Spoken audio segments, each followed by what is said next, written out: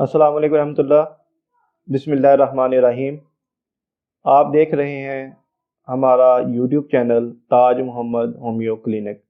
میں ہوں ڈاکٹر اسرار احمد رانا۔ آج نئے ٹاپک کے ساتھ، نئی ڈیزیز کے ساتھ آپ کی خدمت میں حاضر ہیں۔ بہت سے لوگوں نے ہمیں فرمائش کی کہ یہ ایک معاملہ جو بزرگوں میں اور نوجوانوں میں بھی دیکھنے میں زیادہ آ رہا ہے، اور موجودہ وقت کے اندر ہمارے جو لنگز ہیں، وائٹل آرگن ہیں، ان کو افیکٹ کر رہا ہے۔ تو اس ٹاپک کے حوالے سے ہم نے آج یہ ٹاپک رکھا ہے۔ آج کا ہمارا ٹاپک ہے ایستھما، یعنی کہ تنگی تنفس۔ ایستھما ایک پھیپھڑوں کی بیماری ہے۔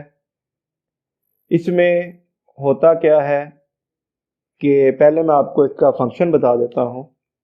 اللہ تعالیٰ نے ہمارے پھیپھڑوں کو دو قسم کے، ہمارے دو پھیپھڑے ہوتے ہیں ہماری باڈی کے اندر۔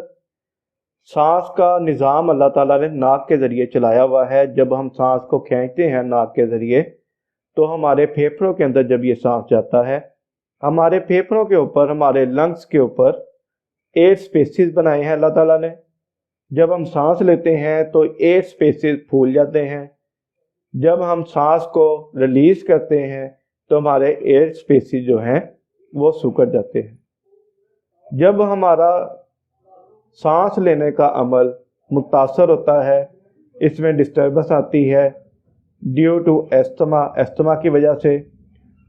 مسئلہ کیا ہوتا ہے کہ ایئر سپیسز کے اندر انفیکشن کی وجہ سے یا دمہ کی بیماری کا جب اٹیک ہوتا ہے لنگس کے اوپر، اس کی وجہ سے ہمارے جو ایئر سپیسز ہیں وہ باقاعدہ طور پر پھولتے نہیں ہیں۔ ہم جب سانس لیتے ہیں ہمارے اندر سانس تو چلا جاتا ہے، لیکن جو لنگس ہیں ہمارے، وہ اس کو پراپر اپنے ایئر سپیسز کے اندر جگہ نہیں دے پاتے، جس کی وجہ سے ہمیں سانس لینے میں تنگی محسوس ہوتی ہے۔ اسی چیز کو ہم ایستھما کہتے ہیں، جس کا سانس کے ذریعے مسائل کا سامنا کرنا پڑتا ہے جن لوگوں کو۔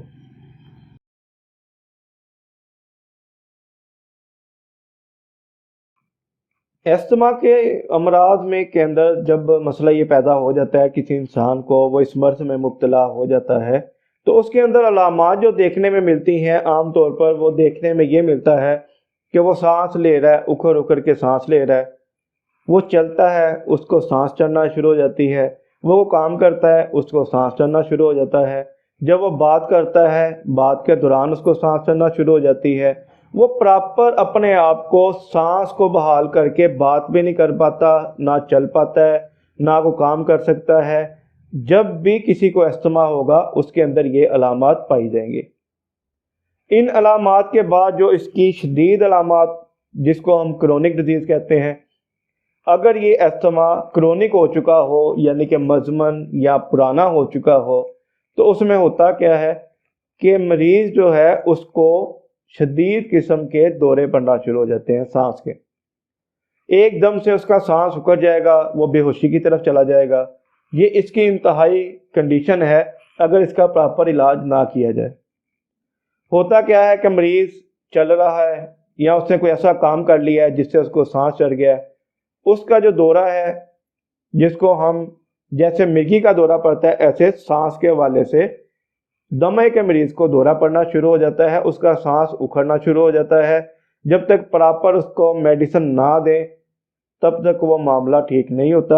یہ دورہ ہوتا تو چند منٹوں کا ہے، لیکن مریض کے لیے بہت زیادہ پریشانی کا باعث بنتا ہے۔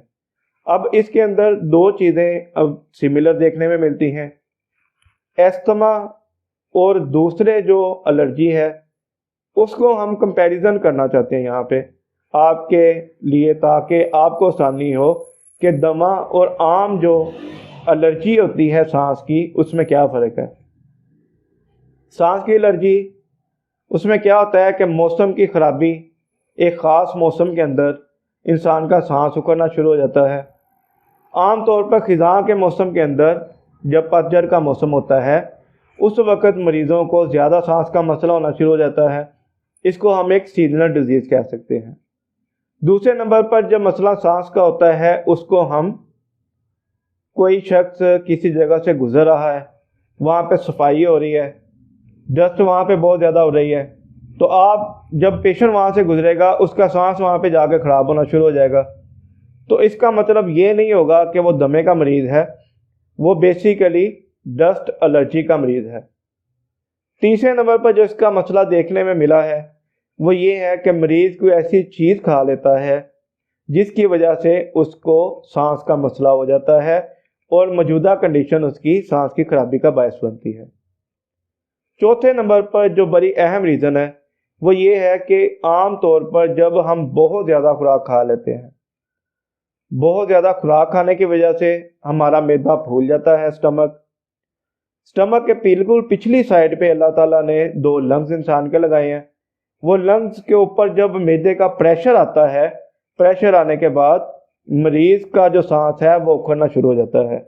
दूसरे नंबर पर एक मसला आपको बता दिया बहुत ज़्यादा खुराक खाने के बाद, और एक मसला इसका ये है कि अगर आप स्टमक को खाली रखते हैं, स्टमक खाली जब रहता है तो वो गैस को प्रोड्यूस करता है। जब गैस को वो प्रोड्यूस करता है तो मैदे का हुजम बढ़ जाता है। जब मैदे का हुजम बढ़ता है वो लंग्स के ऊपर प्रेशर डालता है, उसकी वजह से हमारे सांस का मसला शुरू हो जाता है।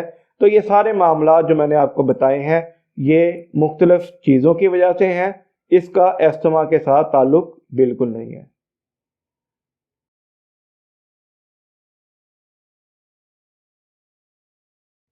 जब किसी मरीज़ को अस्थमा का मसला हो जाता है या आपको डाउट है कि ये एलर्जी की वजह से सांस खराब है या अस्थमा की वजह से है, तो आप करेंगे क्या? इसके मेडिकल टेस्ट की तरफ आएंगे। मेडिकल टेस्ट के अंदर आप सबसे पहले जो करवाएंगे वो ब्लड कंप्लीट एग्जामिनेशन है, यानी कि जिसको हम ब्लड सीबीसी भी कहते हैं। इसके अंदर आप एसिनोफिल सेल होते हैं हमारे खून के अंदर, उनको चेक करेंगे, इन्फेक्शन चेक करेंगे। इन्फेक्शन और एलर्जी 2 चीज़ें आप चेक करेंगे, आपको आइडिया हो जाएगा कि आपको अस्थमा का मसला है या नहीं है। दूसरे नंबर पर इसको देखने के लिए हम चेस्ट एक्सरे करवाते हैं। चेस्ट एक्सरे जब हम करवाते हैं तो उसके अंदर हमने देखना होता है कि हमारे लंग्स के अंदर इन्फेक्शन या जरासीम वगैरह तो नहीं पाए जा रहे, उसके अंदर रेशा तो मौजूद नहीं है, उसकी वजह से भी सांस का मसला होना शुरू हो जाता है।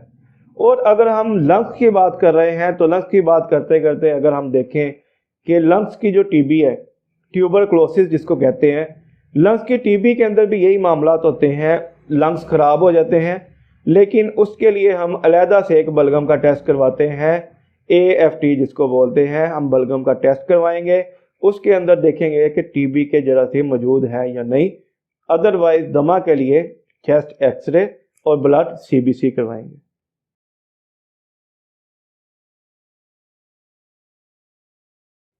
दमा के जो मरीज़ हैं उनका जो एलोपैथिक ट्रीटमेंट किया जाता है आमतौर पर वो ये होता है कि उनको, अगर वो स्टार्टिंग कंडीशन है, अगर वो शुरू है, मेडिकल टेस्टों के बाद उनको टैबलेट वेंटोलिन वगैरह इस्तेमाल करवा दी जाती है।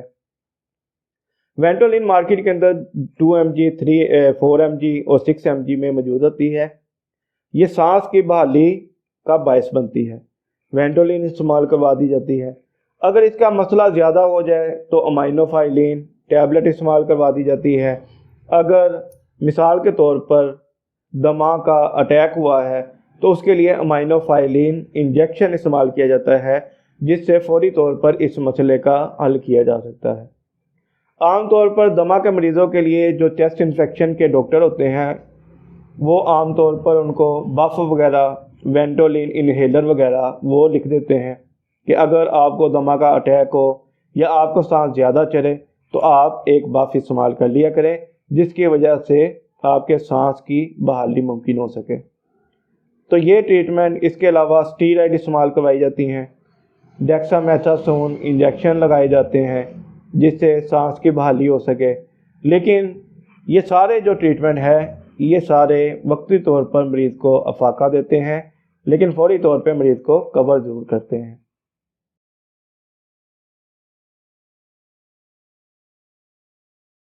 दमा का इलाज, होम्योपैथिक तरीका इलाज जो सिमिलर ट्रीटमेंट है, जो नेचुरल लॉ ऑफ क्योर के तहत है, उसके अंदर जो इसका इलाज है وہ بڑا بہترین ہے، مکمل طور پہ مریض شفا یاب ہو جاتا ہے۔ ہوتا کیا ہے کہ ہمارے لنگس کے اندر جب انفیکشن ہوگا، ریشہ موجود ہوگا، تو اس کے لیے بہترین ہومیوپیتھک میڈیسن اینٹی مونیم ٹارٹ ہے۔ وہ 30 پوٹینسی کے اندر ہم استعمال کر سکتے ہیں، صبح اور شام 10 ڈراپ پانی اس کے اندر ڈال کے 1 گھونٹ پانی میں۔ اور دوسرے نمبر پر سلفر کا استعمال اسی میڈیسن کے ساتھ کرنا ہے، جو 30 طاقت کے اندر آپ نے سلفر اور اینٹی مونیم ٹارٹ وہ استعمال کرنی ہے۔ اس سے ہوگا کیا، آپ کے لنگس کے اندر جو انفیکشن ہو چکا ہے، جو ریشہ وغیرہ موجود ہے، وہ ان میڈیسنز کے ذریعے جسم سے خارج ہو جائے گا۔ دوسرے نمبر پہ بیسیلینیم استعمال کی جا سکتی ہے۔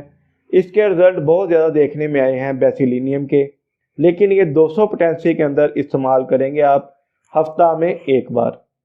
بیسیلینیم میڈیسن 200 پوٹینسی کے اندر ہفتے میں 1 بار استعمال کرنی ہے، یعنی کہ 1 ڈوز لینی ہے۔ اس کے ساتھ ٹیوبرکلینیم جو میڈیسن ہے وہ آپ مہینے میں 1 بار اس کی ڈوز لیں گے۔ انشاءاللہ یہ جو دمے کا مسئلہ ہے یہ مکمل طور پر ٹھیک ہو جائے گا، اللہ تعالیٰ شفا یاب کر دیں گے۔ اس کے ساتھ آرسینک، ایپیکوک اور نیٹرم سلف، ایپیکوک اور اس کے ساتھ آرسینک، اس میں بھی علامات دمے کے حوالے سے پائی جاتی ہیں۔ اگر دمے کا مسئلہ شروع میں ہو، جو میں نے پہلے میڈیسن بتائی ہیں، یہ دمے کا مسئلہ کنفرم ہو چکا ہو، کرونک ہو چاہے ایکیوٹ ہو، ان دونوں صورتوں میں یہ استعمال کی جا سکتی ہیں۔ جو یہ میڈیسن میں نے اب بتائی ہیں، آرسینک کیلبم، ایپیکوک اور نیٹرم سلف، یہ جو میڈیسن ہے یہ بھی 30 طاقت کے اندر 1 گھونٹ پانی کے اندر 8 قطرے ڈال کر صبح شام استعمال کریں۔ انشاءاللہ اس سے بھی بالکل ٹھیک ہو جائیں گے آپ، اور دمے کا مسئلہ حل ہو جائے گا۔ سانس کی بحالی کا یہ میڈیسنز باعث بنتی ہیں۔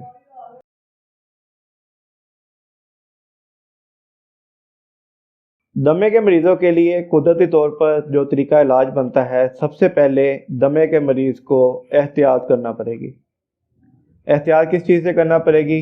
آئل سے، گھی سے، دیسی گھی سے، مکھن سے۔ یہ تمام چیزیں جو ہیں یہ دمہ کے مریض کے لیے نقصان دہ ہیں۔ اس میں آپ پکی ہوئی چیزیں لگا لیں، تلی ہوئی، مثال کے طور پر سموسے، پکوڑے، یہ جو چیزیں فرائی کی ہوتی ہیں یہ مریض کے لیے نقصان دہ ہیں۔ سب سے پہلے اس کا پرہیز کرنا بہت ضروری ہے۔ دوسرے نمبر پر اس کے لیے سونف کا استعمال کیا جا سکتا ہے۔ سونف کا جو استعمال ہے وہ استما کے مریضوں میں کافی حد تک بہتری لاتا ہے۔ اس کے بعد آپ اس کے لیے ڈرائی فروٹ وغیرہ استعمال کر سکتے ہیں۔ جو ڈرائی فروٹ ہیں ہمارے سردیوں کے اندر خاص طور پہ یہ استعمال ہوتے ہیں، اس سے بھی جو دمہ ہے اس کو کافی حد تک ریلیف دیا جا سکتا ہے۔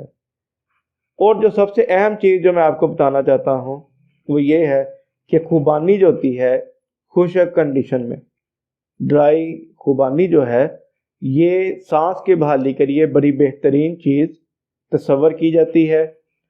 اس کی اہمیت کا اندازہ آپ اس بات سے لگا لیں گے کہ کوہ پیما جب پہاڑوں کی اونچائیوں پر جاتے ہیں تو وہ اپنے پاس ڈرائی خوبانی رکھتے ہیں۔ اوپر جا کے چونکہ آکسیجن کی بھی کمی ہو جاتی ہے تو وہ باقاعدہ اس کو استعمال کرتے رہتے ہیں، ان کو سانس لینے میں دشواری کا سامنا نہیں کرنا پڑتا۔ پھلوں کے اندر سیب کا استعمال آپ کریں، انشاءاللہ اس سے بھی دمے میں بہتری آتی ہے۔ اور پانی کا استعمال بہت زیادہ کریں، اس سے بھی دمہ کافی حد تک ریلیف رہتا ہے، تاکہ جسم کے جو پانی کی کنڈیشن ہے وہ آپ کی متواتر رہے۔ جتنی جسم کو پانی کی ضرورت ہے وہ آپ کی باڈی کے اندر موجود ہونا چاہیے۔ مجھے ڈاکٹر اسرار احمد رانا کو اجازت دیجیے گا۔ السلام علیکم ورحمۃ اللہ۔